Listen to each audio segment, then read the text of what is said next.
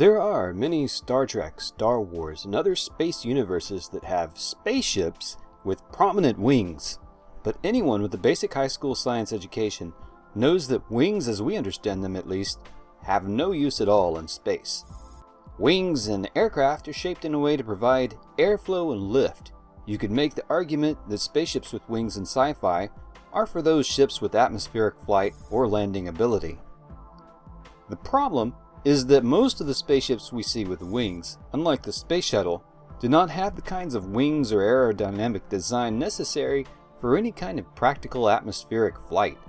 The geometry of these sci-fi wings is just all wrong.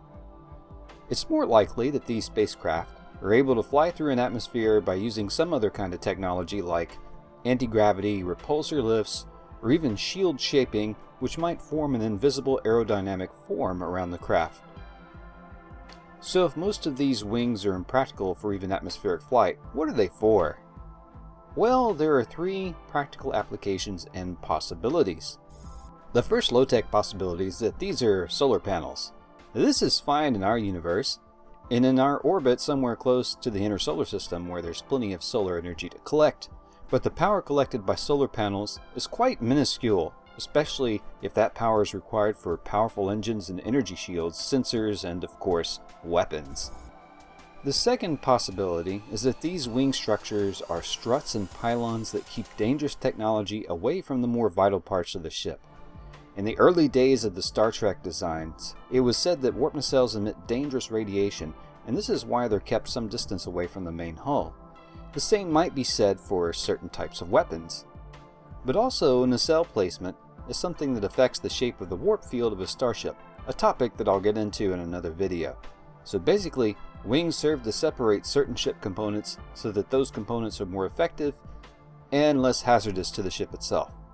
And then there is the third and most likely use of wings: heat dissipation. Just like your car or your computer, spacecraft must have a cooling system to keep from overheating. The International Space Station doesn't even have active maneuvers, but it has a couple of wings exactly for this purpose. These wings here extend, circulate with liquid ammonia as a cooling fluid, and then radiate the excess heat out into space. For our computers and our cars, we have airflow to assist with the heat dissipation, but in space there is no airflow. The radiators have to be quite substantial and large to be effective. Therefore, I do believe that wings on many spaceships are actually heat radiators. And wings look cool too, so this gives us an excuse to design artistically exquisite ships for our sci-fi. These high-performance spacecraft need heat dissipation more than anything.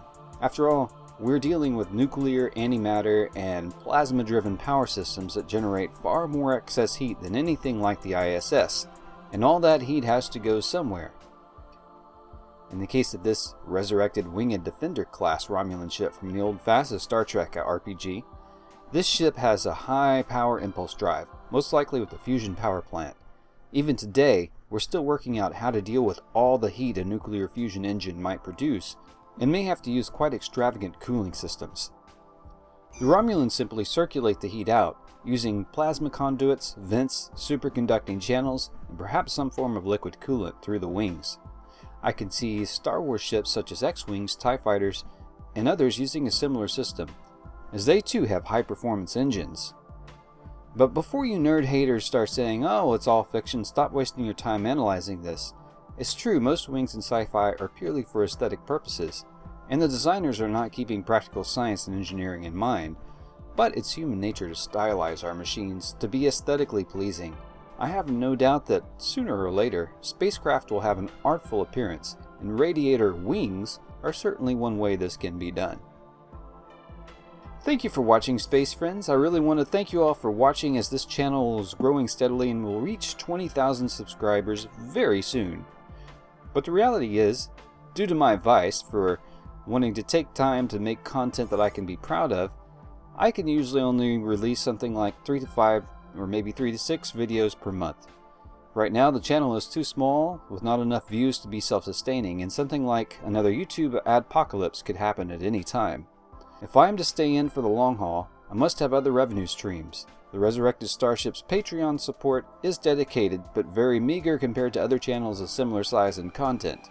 So, only if you can afford it, your support on Patreon is most appreciated. I normally thank all new patrons at the end of my videos, but there were no new patrons since the last video release. But I shall start rolling the credits for current patrons, as you can see. Until next time, Starship Crews,